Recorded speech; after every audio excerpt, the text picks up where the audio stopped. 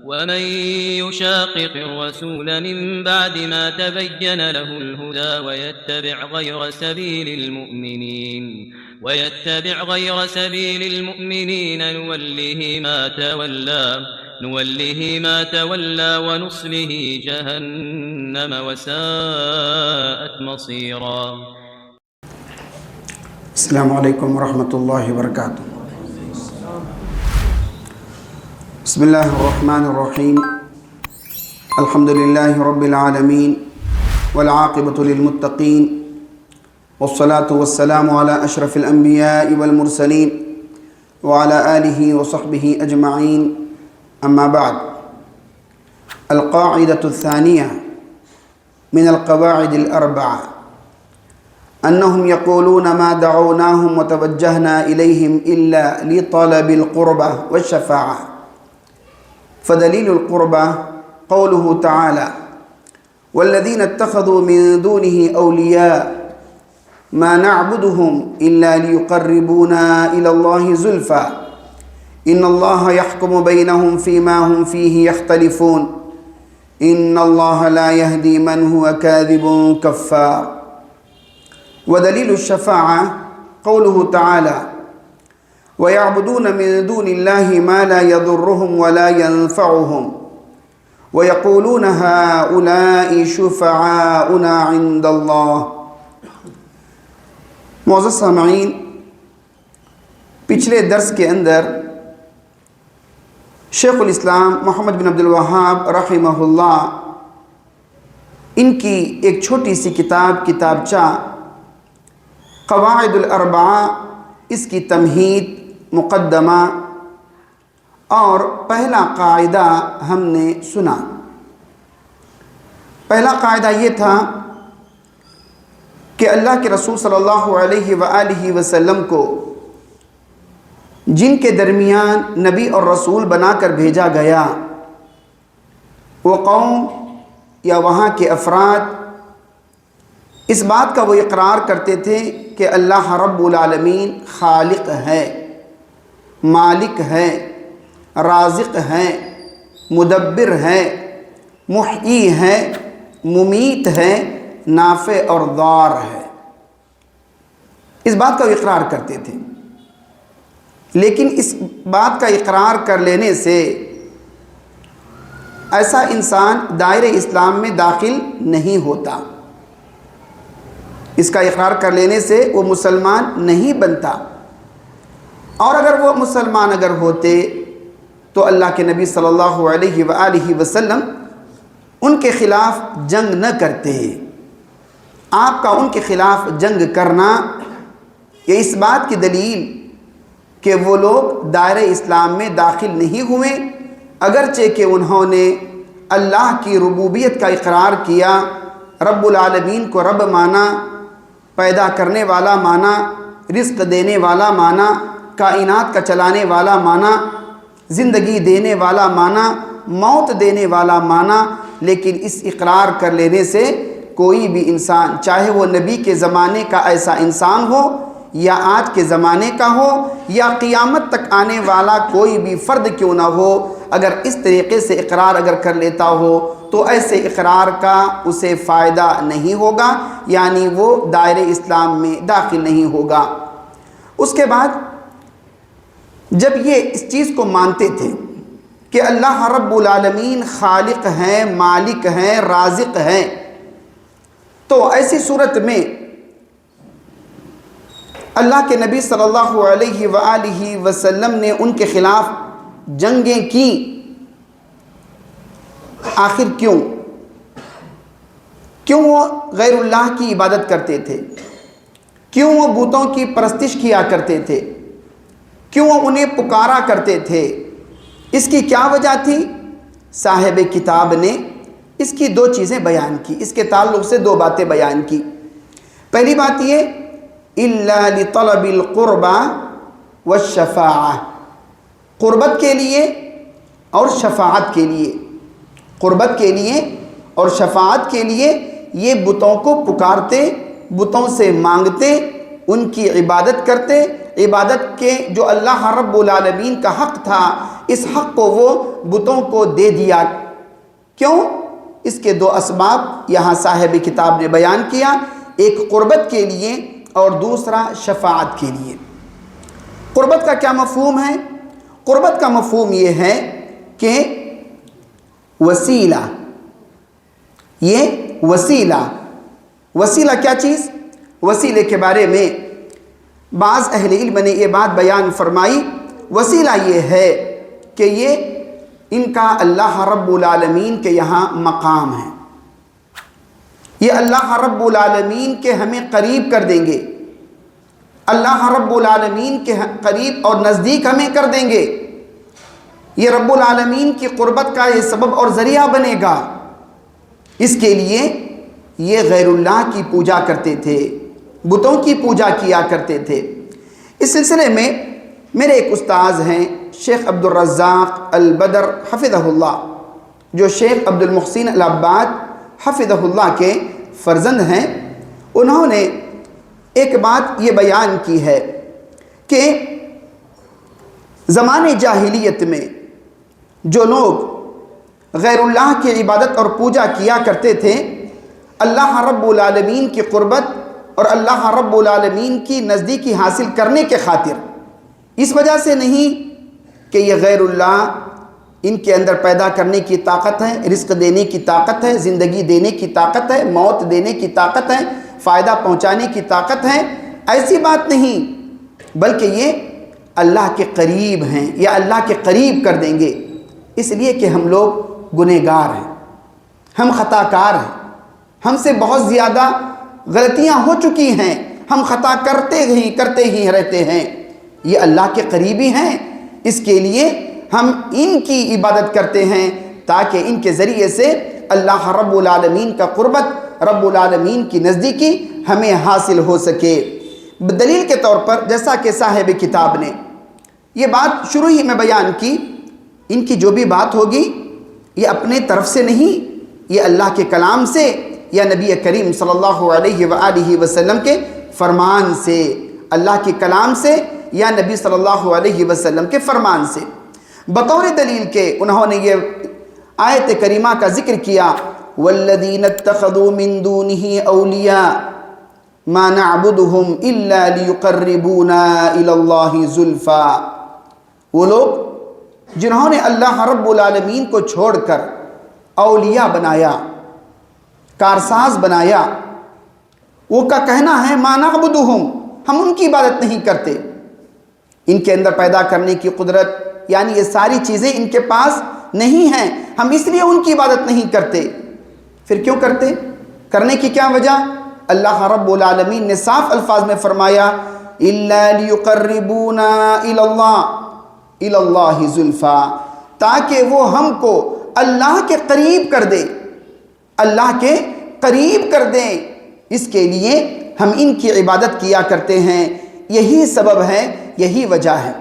لیکن اللہ رب العالمین نے اسی آیت کریمہ کے اخیر میں یوں فرمایا، اخیر میں کہتا ہے اللہ رب العالمین ان اللہ لا یہدی من هو کاذب کفار، یقیناً اللہ رب العالمین ہدایت نہیں دیتا اس کو جو جھوٹا ہے، رب العالمین ہدایت اسے نہیں دیتا جو کافر ہے، یعنی غیر اللہ کو واسطہ بنانا، اس کو اللہ رب العالمین نے کفر قرار دیا، اللہ رب العالمین نے اسے کفر قرار دیا، جیسا کہ اس آیت کریمہ کے اندر وضاحت کے ساتھ اللہ رب العالمین نے فرمایا ان اللہ لا یہدی من هو کاذب کفار، یقیناً اللہ رب العالمین ہدایت نہیں دیتا اسے جو جھوٹا ہے، اسے جو کفر اختیار کرتا ہے، تو واسطہ بنانا یہ کفر ہے، جیسا کہ آیت کریمہ سے بالکل یہ بات واضح اور نمایاں ہے۔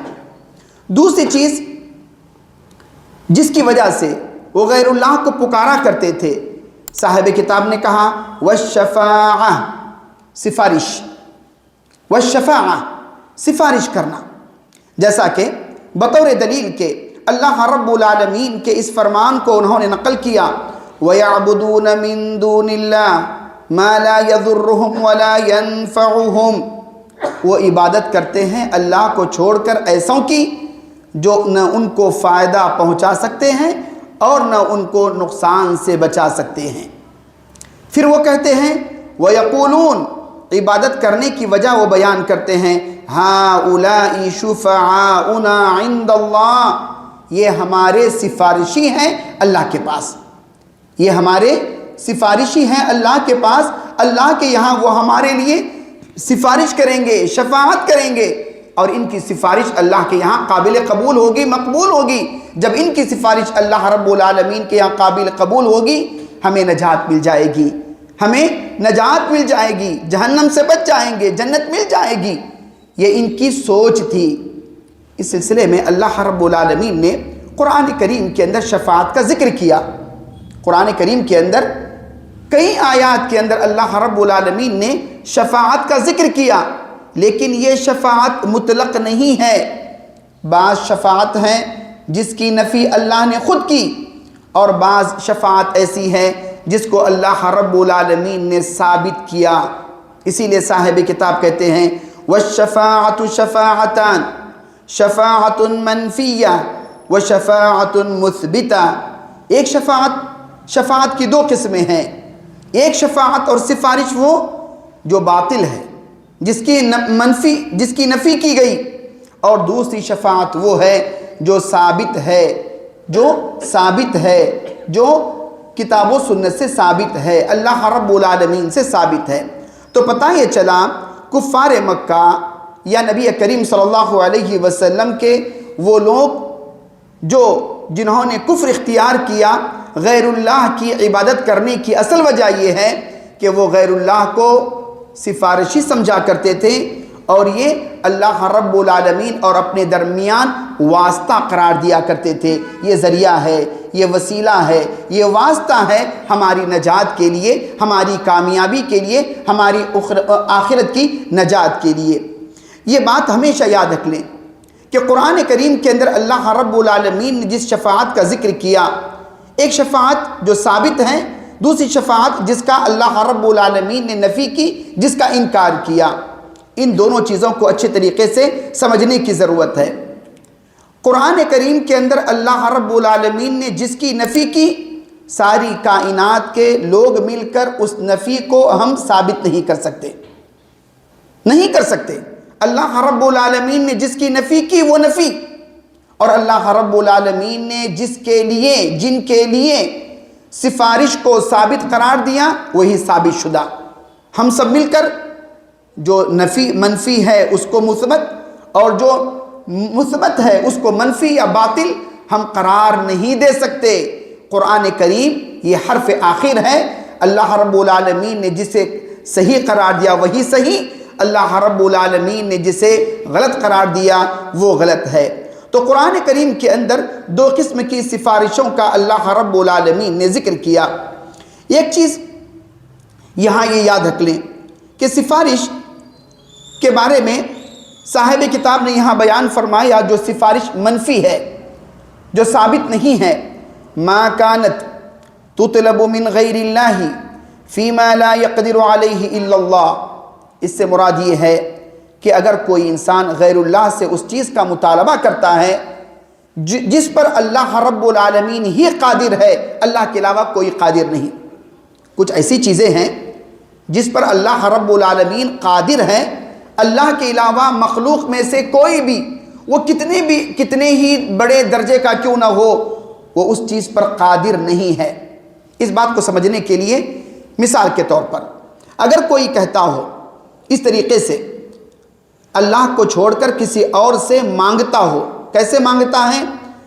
میں تم سے، غیر اللہ کو سے مانگتا ہے، میں تم سے یہ سوال کرتا ہوں کہ آپ مجھے جنت میں داخل کریں، اللہ کو چھوڑ کر اگر کوئی بندہ کسی سے مانگتا ہے کہ میں تم سے سوال کرتا ہوں کہ آپ مجھے جنت میں داخل کر دیں، میں تم سے سوال کرتا ہوں کہ تم مجھے جہنم کی آگ سے بچا لیں، میں تم سے یہ سوال کرتا ہوں کہ آپ مجھے ایمان پر جما دیں، میں تم سے یہ سوال کرتا ہوں غلطیوں سے تم مجھے محفوظ کر لو، میں تم سے یہ سوال کرتا ہوں سیدھے راستے کی تم مجھے رہنمائی کر دو، سیدھے راستے پر چلنے کی توفیق دے دو۔ یا کہ میں یہ سوال کرتا ہوں کہ جو فتن ہیں، مختلف قسم کے جو فتنے ہیں، ضلالات اور گمراہیاں ہیں، ان گمراہیوں سے تم مجھے بچا لینا۔ میں تم سے یہ سوال کرتا ہوں مجھے نیک اور صالح اولاد دے دینا، مجھے صالح بیوی نصیب فرمانا۔ اس طرح کے اگر کوئی سوالات ایسے سوالات اللہ کو چھوڑ کر مخلوق میں سے کسی سے اگر ایسا سوال کرتا ہو، یہ سراسر غلط ہے۔ اس لیے کہ ان تمام چیزوں پر قادر صرف اور صرف اللہ رب العالمین کی ذات ہے۔ سوائے اللہ رب العالمین کے کوئی ان چیزوں کو دینے پر قادر نہیں ہے۔ ایسی بے شمار مثالیں ہمیں کتاب و سنت کے اندر ملتی ہیں۔ اللہ رب العالمین نے ارشاد فرمایا، یا ایہا الذین آمنوا انفقوا مما رزقناکم من قبل ان یأتی یوم لا بیع فیہ ولا خلۃ ولا شفاعہ والکافرون هم الظالمون۔ اے ایمان والوں، خرچ کرو اللہ رب العالمین نے جو تمہیں دیا اس میں سے۔ اے ایمان والوں، خرچ کرو جو ہم نے تمہیں دیا اس میں سے خرچ کیا کرو۔ کب؟ من قبل ان یأتی یوم، وہ ایک دن آنے سے پہلے۔ کون سا دن؟ قیامت والا دن۔ کیسا ہے وہ دن؟ لا بیع فیہ، وہاں کسی قسم کی کوئی خرید و فروخت نہیں ہے، وہاں کوئی بزنس نہیں ہے۔ ولا خلۃ، وہاں نہ کسی قسم کی کوئی دوستی ہے، کوئی دوستی نہیں ہے۔ میرا فلاں دوست ہے، وہ بچا لے گا، میں کچھ خرید لوں گا، ایسا نہیں۔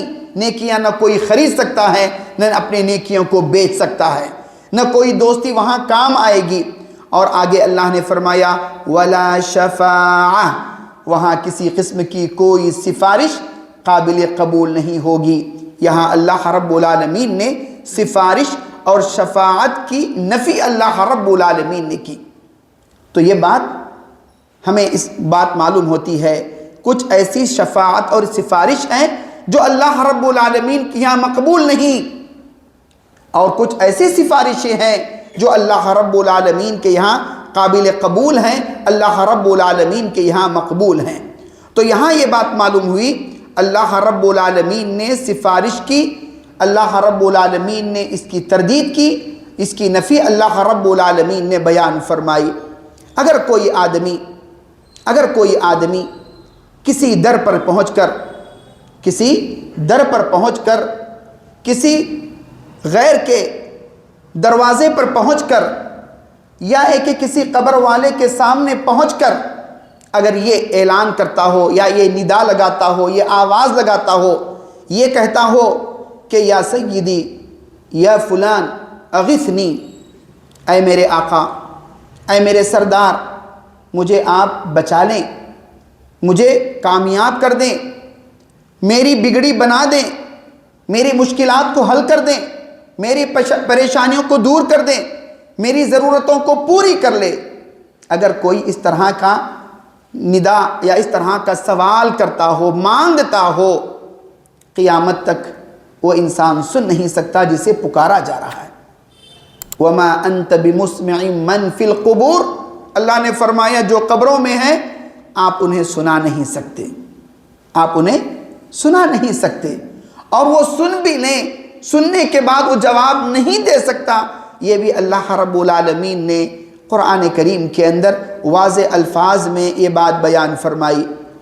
جس کو پکارا جا رہا ہے، چاہے وہ کوئی قبر کے اندر مدفون انسان ہو، یا وہ شہید ہو، یا وہ ولی ہو، یا وہ نبی ہو، یا فرشتہ ہو، یا کہ وہ حجر اور شجر ہو، کوئی بھی کیوں نہ ہو، یہ قیامت تک اس کی پکار کو نہ سن سکیں گے اور نہ اس کی مراد کو وہ پورا کر سکیں گے، کیونکہ ان تمام چیزوں پر قادر سوائے اللہ رب العالمین کے کوئی اور ذات نہیں ہے۔ اور یہ چیز بھی آپ اچھی طریقے سے جانتے ہیں کہ انبیاء اور رسل، ان کو بھی اپنی زندگی کے اندر پریشانیاں آئیں۔ کتنے ایسے انبیاء ہیں ان کو بھی اپنی ضرورت تھی، نیک اولاد کی، صالح اولاد کی خواہش اور تمنا تھی، لیکن ایسے موقع پر انہوں نے کس کو پکارا؟ کس کو دہائی دی، کس کے سامنے انہوں نے گڑ گڑایا، کس سے انہوں نے سوال کیا؟ مثال کے طور پر ابراہیم علیہ السلام کو دیکھ لیں، وہ مانگتے ہیں تو اللہ رب العالمین سے، اللہ سے سوال کرتے ہیں، کہتے ہیں رب حب لی من الصالحین، اے میرے پروردگار تو مجھے صالح اور نیک، صالح اور اولاد عطا فرمانا۔ زکریا علیہ السلام کا بھی اللہ رب العالمین نے واقعہ ذکر کیا، وہ بھی کہتے ہیں کہ میں بوڑھا ہو چکا ہوں، میرے بال پک چکے ہیں، ہڈیاں کمزور ہیں، بیوی بانجھ ہے، لیکن مجھے بھی ابھی خواہش ہے کہ اللہ میرا کوئی وارث بنے، میرا کوئی وارث ہو۔ اللہ رب العالمین نے ان کی سنا اور اللہ رب العالمین نے انہیں عطا فرمایا۔ تو انبیاء نے بھی مانگا تو اللہ رب العالمین ہی سے مانگا، اللہ رب العالمین کے علاوہ کسی اور سے انہوں نے نہیں مانگا، کیونکہ اللہ رب العالمین کا فرمان ہے وَإِذَا سَأَلَكَ عِبَادِي عَنِّي فَإِنِّي قَرِيب، جب بندہ میرے بارے میں، میرے بندے آپ سے سوال کریں، آپ کہیں کہ میں قریب ہوں۔ اس آیت کریمہ اور دیگر آیات پر تھوڑا آپ غور کریں۔ جب مانگنے کا ہوا، اللہ سے سوال کرنے کا مسئلہ آیا تو اللہ رب العالمین نے قرآن کریم میں یوں کہا وَإِذَا سَأَلَكَ عِبَادِي عَنِّي، جب آپ سے اے نبی صلی اللہ علیہ وسلم میرے بندے آپ سے میرے بارے میں سوال کریں، یہ نہیں کہا کہ قل، آپ کہو کہ میں قریب ہوں، یہ نہیں کہا، فوراً اللہ رب العالمین نے فرمایا فَإِنِّي قریب، میں قریب ہوں، میں نزدیک ہوں۔ اور اسی طریقے سے سورہ بقرہ اور دیگر صورتوں کے اندر اللہ رب العالمین نے کچھ سوالات کو نقل کیا، وہ سوالات صحابہ کے بھی تھے اور کچھ سوالات یہودیوں کے بھی تھے۔ جیسے یہودیوں نے سوال کیا یسألونک عن الروح، روح کے بارے میں وہ آپ سے سوال کرتے ہیں، تب اللہ رب العالمین نے جواب دینے کے لیے نبی سے کہا کہ آپ اس کا جواب دو، آپ اس کا جواب دو۔ اسی طریقے سے نبی کریم صلی اللہ علیہ وسلم سے یہ سوال کیا گیا نئے چاند کے بارے میں، اللہ رب العالمین نے فرمایا آپ اس کا جواب دے دو۔ حیض کے بارے میں صحابہ نے آپ سے سوال کیا، اللہ رب العالمین نے فرمایا آپ اس کا جواب دے دو۔ اشہر حرم، حرمت والے مہینوں کے بارے میں نبی سے سوال کیا گیا تو اللہ رب العالمین نے آپ سے کہا کہ آپ اس کا جواب دو۔ لیکن جب اللہ رب العالمین نے اپنے بندوں کے بارے میں کہا کہ بندے آپ سے میرے بارے میں سوال آپ سے کریں، تو رب العالمین نے یہ نہیں کہا کہ نبی آپ کہو، بلکہ رب العالمین نے کہا فإنی قریب، میں قریب ہوں، یعنی میرے اور بندے کے درمیان کسی قسم کے کوئی واسطے کی ضرورت نہیں، کسی واسطے کی ضرورت نہیں، کسی ذریعے کی ضرورت نہیں ہے۔ مجھ سے مانگیں، مجھ سے سوال کریں، ادعونی استجب لکم، تم مجھے پکارو، میں تمہاری پکار کو سنتا ہوں، میں تمہاری دعا کو قبول میں کرتا ہوں۔ اللہ رب العالمین نے صاف یہ بات بیان فرمائی۔ تو اللہ رب العالمین نے یہاں شفاعت کا انکار کیا، شفاعت کا انکار کیا۔ کہاں اللہ رب العالمین نے من قبل ان یأتی یوم لا بیع فیہ ولا خلۃ ولا شفاعہ، ایسا دن، وہ دن آنے سے پہلے ہم نے جو تم کو دیا ہے اس میں سے تم خرچ کرو۔ ایک ایسا وہ دن جہاں خرید و فروخت نہیں ہوگی، جہاں دوستی کام نہیں آئے گی، جہاں سفارش کسی کی کام نہیں آئے گی۔ اللہ رب العالمین نے سفارش کا یہاں انکار کر دیا۔ لیکن اس سلسلے میں بعض اہل علم نے یہ بات بیان فرمائی ہے کہ اللہ رب العالمین نے جس سفارش کے بارے میں اللہ رب العالمین نے جس کو ثابت قرار دیا، اس کے کچھ شروط ہیں۔ ایسا نہیں کہ ہر آدمی سفارش کرے، جو چاہے سفارش کل قیامت کے دن کریں، اور جس کے بارے میں، جس آدمی کے بارے میں چاہے وہ سفارش کرے، ایسا نہیں ہو سکتا۔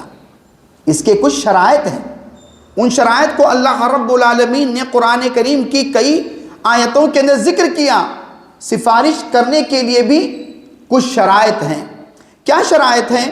پہلی شرط یہ کہ اللہ رب العالمین اس سے راضی ہو، جیسا کہ یہاں کہتے ہیں صاحب کتاب والشفاعۃ المثبتہ ہی التی تطلب من اللہ، ایک تو یہ اللہ رب العالمین سے خود مانگی جائے. کیسے مانگیں؟ ہم اپنی دعاؤں میں اللہ رب العالمین سے یوں دعا کریں، اللہ تیرے نبی کی سفارش میرے حق میں تو قبول فرما. رب العالمین تو مجھے ایسا بنا کہ تیرے نبی میرے حق میں تیرے دربار میں کل وہ سفارش کریں. اللہ اس قابل تو مجھے بنا. اللہ رب العالمین سے اس طرح سے دعا مانگی جائے، اللہ رب العالمین سے سوال کیا جائے. یہ پہلی چیز. دوسری چیز یہ، اللہ رب العالمین کچھ کو سفارش کرنے، شفاعت کرنے کا رب العالمین موقع دے گا، اس کی رب العالمین انہیں اجازت دے گا، اور جن کے حق میں سفارش کی جائے گی اس سے بھی اللہ رب العالمین راضی ہوگا. کیا رب العالمین ہر ایک سے راضی ہوگا؟ کتنے ہیں لوگ شرک کرنے والے ہیں، کفر کرنے والے ہیں، دین کا انکار کرنے والے ہیں، مرتد ہیں. کیا ہر ایک کے لیے سفارش ہوگی؟ نہیں. اللہ رب العالمین صرف ان کی سفارش کو قبول کرے گا یا ان کے حق میں سفارش کو قبول کرے گا جو اہل توحید ہوں، جو موحد ہوں، جو مومن ہوں، جو شرک کرنے والے نہ ہوں. مثال کے طور پر اللہ رب العالمین نے ایک جگہ یوں فرمایا، قُلْ لِلَّهِ الشَّفَاعَةُ جَمِيعًا، اے اللہ کے نبی صلی اللہ علیہ وسلم آپ کہہ دیجئے اللہ ہی کے لیے ہے ساری شفاعت، یعنی شفاعت کا مالک اللہ رب العالمین ہے. جب اللہ رب العالمین سفارش کا، شفاعت کا مالک ہے تو اسے اختیار ہے، وہ جسے چاہیں سفارش کرنے کا حق دیں، جسے چاہیں اجازت دیں، جس سے چاہیں وہ راضی ہوں. یہ اللہ رب العالمین کا اختیار ہے. یہ نہیں ہو سکتا کہ میں فلاں کے ہاتھ میں بیعت کر لوں گا، وہ کل قیامت کے دن میری نجات کے لیے وہ کافی ہیں، وہ میرے لیے کل قیامت کی سفارش کریں گے. اس طرح کے جو سوالات یا اس طرح کی جو سوچ یا اس طرح کا جو عقیدہ کبھی انسان کے دماغ میں ہوتا ہے تو یاد رکھ لیں کہ اس طریقے سے کل قیامت کا دن اتنا آسان نہیں ہے. انبیاء کرام کل قیامت کے دن وہ کہیں گے اللہم سلم سلم، اللہ تو مجھے نجات دے، رب العالمین تو مجھے نجات دے. انبیاء کے زبانی اس طرح کے الفاظ کل قیامت کے نکلیں گے. جب انبیاء کا یہ حال ہوگا اور آپ کا میرا جو ایمان کے اندر کہاں سے ہم اتنے مضبوط ہیں کہ ہم یہ امید لگا سکتے ہیں کہ اللہ رب العالمین ہمیں نجات دے گا، پھر بھی ہم اللہ رب العالمین سے یہ پر امید ہیں کہ اللہ رب العالمین یقیناً ہمیں نجات دے گا. شرط یہ ہے کہ ہم عقید توحید پر جمے رہیں، ایمان پر جمے رہیں اور عقید توحید پر ڈٹے رہیں. تو امید ہے کہ اللہ رب العالمین ہمارے لیے یہ موقع نصیب فرمائے گا. اللہ رب العالمین نے پہلی بات یہ بیان فرمائی کہ اللہ کی اجازت کے بغیر کوئی بھی سفارش نہیں کر سکتا، کوئی بھی سفارش نہیں کر سکتا، حتیٰ کہ انبیاء بھی نہیں، بلکہ نبیوں کے سردار محمد صلی اللہ علیہ وآلہ وسلم بھی سفارش رب العالمین کی اجازت کے بغیر نہیں کریں گے. کیسے؟ ایک حدیث کے اندر اللہ کے نبی صلی اللہ علیہ وسلم خود بیان فرماتے ہیں، میدان محشر کے اندر حساب و کتاب کی شروعات کرنے کے لیے اللہ کے نبی صلی اللہ علیہ وآلہ وسلم سجدہ ریز ہو جائیں گے. لوگ پریشان ہوں گے، مختلف انبیاء کے پاس جائیں گے، ہر نبی کا یہی جواب ہوگا آج میں کچھ نہیں کہہ سکتا، آج میں کچھ نہیں کر سکتا، آج میں کچھ نہیں کر سکتا. آخر کار اللہ کے نبی صلی اللہ علیہ وسلم کی خدمت میں لوگ جائیں گے، تب آپ علیہ السلام سجدہ ریز ہو جائیں گے، خوب اللہ رب العالمین کی تعریف کریں گے، خوب رب العالمین کی کبریائی اور بڑائی بیان کریں گے. اس کے بعد رب العالمین آپ سے کہے گا ارفع رأسک، سر اٹھائیے، قل تسمع، آپ کہیے آپ کی بات سنی جائے گی، واشفع تشفع، سفارش کیجئے آپ کی سفارش قابل قبول ہوگی. تو پتہ یہ چلا رب العالمین کی اجازت کے بغیر کوئی بھی سفارش کل قیامت کے دن نہیں کرے گا. اللہ رب العالمین نے ارشاد فرمایا من ذا الذی یشفع عنده الا باذنہ، کون ہے کون ہے جو اللہ رب العالمین کے یہاں سفارش کرے اس کی اجازت کے بغیر؟ ہے کوئی نہیں ہے۔ اللہ رب العالمین کی اجازت کے بغیر اللہ کے یہاں سفارش کرنے والا کوئی نہیں ہے۔ بلکہ ایک دوسری آیت کریمہ میں اللہ رب العالمین نے یوں فرمایا وَكَم مِّن مَلَكٍ فِي السَّمَاوَاتِ لَا تُغْنِي شَفَاعَتُهُمْ شَيْئًا إِلَّا مِن بَعْدِ أَن يَأْذَنَ اللَّهُ لِمَن يَشَاءُ وَيَرْضَىٰ۔ آسمانوں میں کتنے ایسے فرشتے ہیں ان کی سفارش کام نہیں آئے گی۔ کتنے فرشتے آسمان میں ایسے ہیں ان کی سفارش ذرہ برابر بھی کام نہیں آئے گی مگر الا من بعد ان یأذن اللہ رب العالمین کی اجازت کے بغیر۔ اور اجازت ہر ایک کے لیے کیا نہیں۔ آگے اللہ نے فرمایا لمن یشاء، جسے رب العالمین چاہیں۔ ہر ایک کے مشیت کی بات نہیں، رب العالمین جسے چاہے۔ اور آگے کہا وَيَرْضَىٰ، اللہ رب العالمین جس سے راضی ہو، رب العالمین جس سے خوش ہو، اسی کے لیے سفارش کرنے کی اجازت یا اس کے حق میں سفارش کرنے کی اجازت۔ تو اس سے یہ بات معلوم ہوئی سفارش کرنا یہ کوئی آسان کام نہیں ہے۔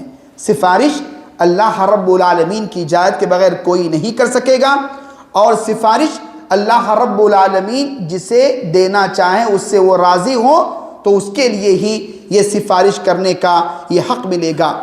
آپ جانتے ہیں نبی کریم صلی اللہ علیہ وآلہ وسلم نے یہ بات بیان فرمائی، اپنی لخت جگر فاطمہ رضی اللہ عنہا سے کہا تھا یا فاطمہ بنت محمد، اے محمد صلی اللہ علیہ وسلم کی بیٹی فاطمہ، سلینی من مالی ما شئتی، میرا جو مال ہے نا اس مال میں سے جو مانگنا ہے مانگ لو۔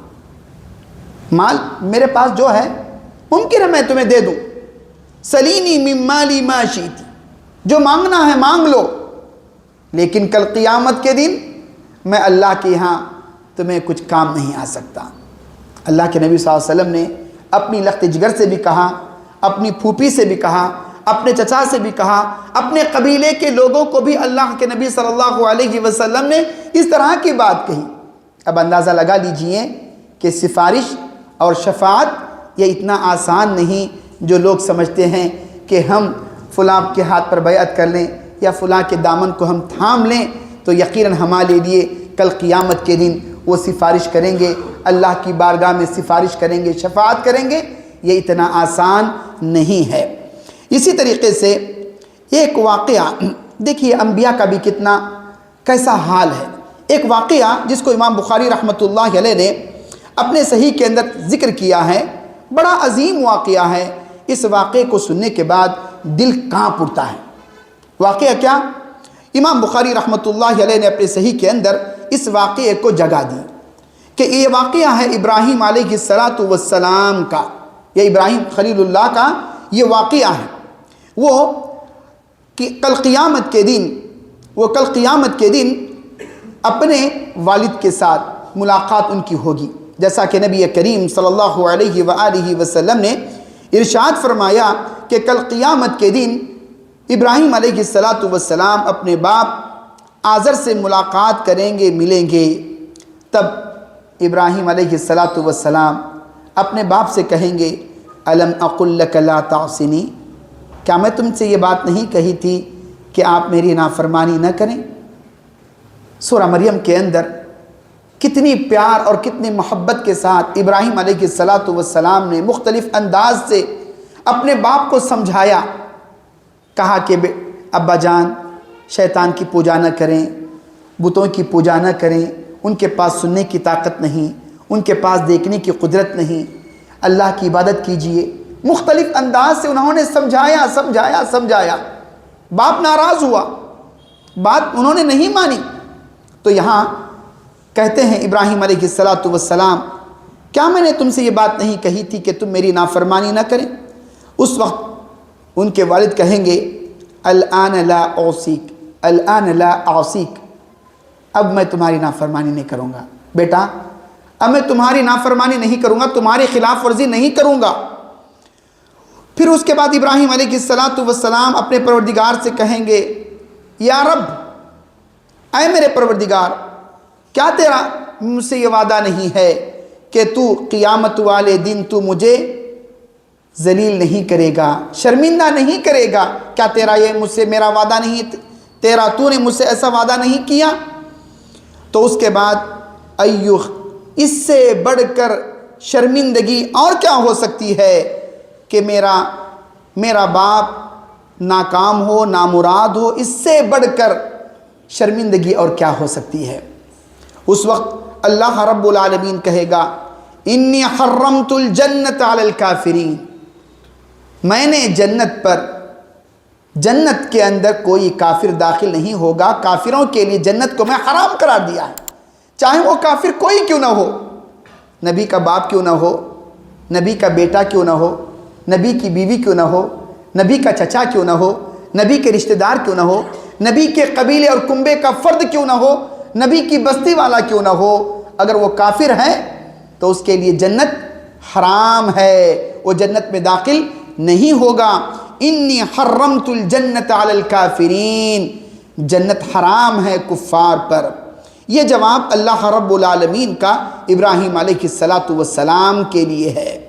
پھر اس کے بعد رب العالمین ان سے کہے گا انظر، دیکھو ادھر، وہ پلٹ کر دیکھیں گے کہ وہاں کہ اچانک اللہ رب العالمین ان کے والد کو ایک بجو کی شکل دے دے گا، اور جو خون کے اندر لت پت ہے، ایک بجو کی شکل دے گا رب العالمین جو خون سے لت پت ہے۔ پھر اس کے بعد فَيُؤْخَذُ بِقَوَائِمِهِ، تو اس بجو کو اپنے ہاتھوں سے پکڑ کر آگ میں ڈال دیں گے۔ اس طریقے سے اللہ رب العالمین نے ابراہیم علیہ السلام کے والد کے بارے میں یہ بات بیان فرمائی۔ اس سے کہنے کا مطلب یہ ہے کہ کل قیامت کے دن کوئی بھی اگر مومن نہ ہو، کوئی بھی نبی ہی کیوں نہ ہو، ابو الانبیاء کیوں نہ ہو، نبیوں کا سردار کیوں نہ ہو، تو وہ اس قسم کے لوگوں کے لیے ذرہ برابر بھی وہاں کل قیامت کے دن کام نہیں آئے گا۔ تو یہاں اللہ رب العالمین نے نبی کریم صلی اللہ علیہ وسلم کی حدیث بھی سن لیں، جس کو امام مسلم رحمۃ اللہ علیہ بیان فرماتے ہیں، سفارش، شفاعت مومن کے لیے خاص ہے، کسی کافر کے لیے نہیں، مومن اور موحد کے لیے یہ خاص ہے، اور اللہ رب العالمین کفر سے کبھی راضی نہیں ہوتا، رب العالمین اہل ایمان ہی سے راضی برضا ہوتا ہے۔ جیسا کہ نبی کریم صلی اللہ علیہ وسلم کی ایک حدیث ہے، ابو ہریرہ رضی اللہ عنہ نے نبی کریم صلی اللہ علیہ وسلم سے ایک بڑا اہم سوال کیا، بڑا اہم سوال، بڑا عظیم سوال کیا۔ کہاں اے اللہ کے رسول صلی اللہ علیہ وسلم، من احق الناس بشفاعتک یوم القیامہ، قیامت والے دن لوگوں میں آپ کی سفارش کا سب سے زیادہ حقدار کون ہوگا؟ لوگوں میں کل قیامت کے دن آپ کی سفارش کا حقدار کون ہوگا؟ نبی کریم صلی اللہ علیہ وسلم کا جواب سنیں، آپ نے کیا جواب دیا؟ اس جواب پر دھیان دیں اور اس پر جمے رہیں۔ کیا ہے جواب؟ کہا آپ نے من قال لا الہ الا اللہ خالصا من قلبہ، جس نے لا الہ الا اللہ کا اقرار کیا خلوص دل کے ساتھ، اس کے اندر ریاکاری ہے، نہ اس کے اندر کفر ہے، نہ اس کے اندر شرک ہے، نہ اس کے اندر عقیدے کا نفاق ہے، ایسی کوئی چیز نہیں ہے، اخلاص کے ساتھ، خلوص نیت کے ساتھ جس نے لا الہ الا اللہ کا اقرار کیا، ایسا انسان کل قیامت کے دن نبی کریم صلی اللہ علیہ وآلہ وسلم کے سفارش کا وہ حقدار ہوگا۔ نبی کریم صلی اللہ علیہ وسلم نے یہ بات بیان فرمائی، اور ایک حدیث کے اندر آپ فرماتے ہیں لِكُلِّ نَبِيٍّ دَعْوَةٍ مُسْتَجَابَةٍ، ہر نبی، جتنے انبیاء آئے ان کی ایک دعا ایسی ہوا کرتی ہے، اللہ رب العالمین اس دعا کو ضرور قبول کرتا ہے۔ ہر نبی کی ایک دعا ہوتی ہے جس دعا کو رب العالمین اس دعا کو ضرور قبول کرتا ہے۔ پھر اس کے بعد آپ کہتے ہیں وَإِنِّي اِدَّخَرْتُ دَعْوَتِي شَفَاعَةً لِأُمَّتِ يَوْمَ الْقِيَامَةِ۔ رہی بات میری وہ دعا جس دعا کو میں نے میری امت کے خاطر کل قیامت کے دن ان کی سفارش کرنے کے لیے میں نے اس کو مؤخر کر دیا ہے، میں نے اس کو سنبھال کر رکھا ہے، یعنی کل قیامت کے دن اس دعا کو میں استعمال کروں گا۔ پھر اس کے بعد آپ کہتے ہیں وَإِنَّهَا نَائِلَةٌ إِنشَاءَ اللَّهِ، یقیناً یہ دعا انشاءاللہ میری امت کے حق میں کام آئے گی۔ لیکن امت کے کون سے افراد، اس پر غور کیجئے، یہ اصل چیز ہے، یہ اصل چیز ہے، اس پر غور کیجئے۔ نبی صلی اللہ علیہ وسلم نے آگے کہا مَن لَا يُشْرِكُ بِاللَّهِ شَيْئًا، جو اللہ کی عبادت میں ذرہ برابر بھی کسی کو شریک نہیں کیا۔ ایسے امتی کے لیے، ایسے فرد کے لیے، ایسے مومن کے لیے، ایسے موحد کے لیے اللہ کے نبی صلی اللہ علیہ وآلہ وسلم کی شفاعت یقیناً حاصل ہو کر رہے گی۔ اللہ کے نبی صلی اللہ علیہ وسلم نے یہ بات بیان فرمائی تو پتہ یہ چلا سفارش ثابت ہے، لیکن اس کے لیے کچھ کنڈیشنز ہیں، اس کے لیے کچھ شرائط ہیں۔ ایک شرط یہ، اللہ کی اجازت کے بغیر کوئی سفارش نہیں کر سکے گا، اللہ کی اجازت کے بغیر کوئی سفارش نہیں کرے گا۔ دوسرا، اللہ رب العالمین سفارش کرنے کے لیے اسی کو موقع دے گا جس سے رب العالمین راضی ہوگا، رب العالمین اس سے خوش ہوگا۔ اور اللہ رب العالمین کس سے خوش ہوگا؟ جو توحید پرست ہو، جو شرک کرنے والا نہ ہو، جو شرک سے بچا ہوا ہو، توحید پر جمع ہوا ہو، حالات کچھ بھی ہوں، توحید پر ڈٹا ہے، توحید پر جمع ہے، تو اللہ رب العالمین ایسے انسان کے لیے نبی کریم صلی اللہ علیہ وآلہ وسلم کی سفارش اللہ رب العالمین نصیب فرمائے گا۔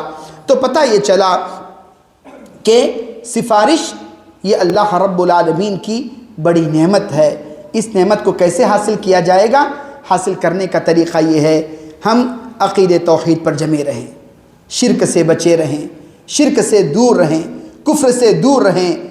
بھلے ہماری دنیا بگڑ جائے لیکن ہم اپنی آخرت کو نہ بگاڑیں، بلکہ دین پر جمے رہیں۔ یہ بڑی اہم چیز ہے، ورنہ کل قیامت کے دن بڑا خسارہ اٹھانا پڑے گا۔ تو یہ دوسرا قاعدہ، پہلا قاعدہ یہ کہ نبی کریم صلی اللہ علیہ وآلہ وسلم جن لوگوں کے درمیان آپ کو نبی بنا کر بھیجا گیا تھا وہ اللہ کو مانتے تھے، یعنی توحید ربوبیت کا وہ اقرار کیا کرتے تھے کہ اللہ رب العالمین ہے، رب العالمین مالک ہے، رب العالمین خالق ہے، رب العالمین رازق ہے، رب العالمین زندگی دینے والا ہے، رب العالمین ہی موت دینے والا ہے، فائدہ اور نقصان کا مالک اللہ رب العالمین ہی ہے، اس کائنات کا چلانے والا اللہ رب العالمین ہے۔ لیکن اس بات کا اقرار کر لینے سے وہ مسلمان نہیں ہو سکتے، اسی لیے نبی کریم صلی اللہ علیہ وسلم ان کے خلاف آپ نے جنگ بھی کی۔ اسی کے ساتھ ساتھ کفار مکہ، مشرکین مکہ غیر اللہ کی پوجا کیوں کرتے تھے؟ اس کا جواب صاحب کتاب نے یہ دیا، اس کی اصل وجہ یہ قربت کے لیے، شفاعت کے لیے۔ قربت کیا؟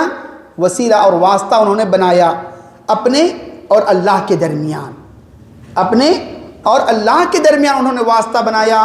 اس واسطے کی وجہ سے ان کو پکارا کرتے تھے، ان کی عبادت کیا کرتے تھے، تو اللہ رب العالمین نے اسے کفر قرار دیا، اور اللہ رب العالمین ایسے کافر کو ہدایت نہیں دیتا۔ اور دوسری وجہ یہ بیان فرمائی وہ یہ کہ وہ کل قیامت کے دن ان کی سفارش کریں، نجات دلا سکیں، جہنم کی آگ سے بچا سکیں۔ اس کے لیے انہوں نے ان بتوں کی پوجا کی، بتوں کی عبادت کی۔ تو اللہ رب العالمین نے یہ بات واضح فرمائی کہ سفارش بھی دو طرح کی ہے، ایک سفارش ہے جس کی نفی کی، اور دوسری سفارش ہے جس کو ثابت قرار دیا۔ جو منفی ہے، جس کی نفی قرار دی، وہ یہ ہے کہ جن چیزوں پر اللہ رب العالمین قادر ہے، ایسی چیزوں کا مطالبہ اگر غیر اللہ سے کیا جائے گا تو یہ جائز نہیں ہے، یہ منفی ہے، یہ باطل ہے۔ اور اللہ رب العالمین نے یہ بات بھی بیان فرمائی کہ سفارش تو ثابت ہیں لیکن اس کے لیے کچھ شرائط ہیں۔ ایک شرط یہ کہ اللہ رب العالمین کی اجازت کے بغیر کوئی بھی سفارش نہیں کر سکتا، نہ فرشتہ، نہ انبیاء، نہ رسول، نہ اللہ کے نبی صلی اللہ علیہ وسلم، کوئی سفارش نہیں کر سکتا رب العالمین کی اجازت کے بغیر۔ اور دوسرا، اللہ رب العالمین اس سے راضی ہو، اور تیسرا، اللہ رب العالمین صرف اور صرف اسی سے راضی ہوگا جو توحید پرست ہو، عقید توحید پر ہو، شرک سے بچنے والا ہو اور شرک سے دور ہو، کفر سے دور ہو۔ تو ایسے انسان کے حق میں ہی انشاءاللہ اللہ کے نبی صلی اللہ علیہ وسلم کی سفارش قابل قبول ہوگی۔ جیسا کہ حدیث کے اندر آپ نے فرمایا، ایک دعا ہر نبی کے لیے ایک دعا ہوا کرتی ہے جو قابل قبول ہوتی ہے۔ ہر نبی نے اس دنیا کے اندر اس دعا کو استعمال میں وہ لے آ چکے، سوائے میرے، اس کو میں نے مؤخر کیا ہے۔ کل قیامت کے دن اپنی اس امت کے لیے، اپنی امت کی سفارش کے لیے اس کو میں نے مؤخر کر رکھا ہے، اور یہ انشاءاللہ یہ شفاعت اور سفارش ان کے حق میں ثابت ہو کر رہے گی۔ لیکن شرط بتا دی آپ نے، من لا یشرک باللہ شیئا، جو اللہ رب العالمین کی عبادت میں ذرہ برابر بھی کسی کو شریک نہ کرے۔ میں اللہ رب العالمین سے دعا گو ہوں کہ الہ العالمین ہم میں سے ہر ایک کو عقید توحید پر جمع رہنے کے رب العالمین ہمیں توفیق عطا فرمائے۔ رب العالمین ہمیں شرک اور کفر سے بچائے رکھے۔ اللہ رب العالمین ہم تمام کو نبی کریم صلی اللہ علیہ وآلہ وسلم کی شفاعت کا حقدار بنائے۔ اللہ رب العالمین جب تک ہم زندہ رہیں عقید توحید پر ہمارا خاتمہ ہو تو ایمان پر، اسلام پر اللہ رب العالمین اس کی ہمیں توفیق عطا فرمائے۔ آمین۔ وآخر دعوانا ان الحمد للہ رب العالمین وما علینا الا البلاغ المبین۔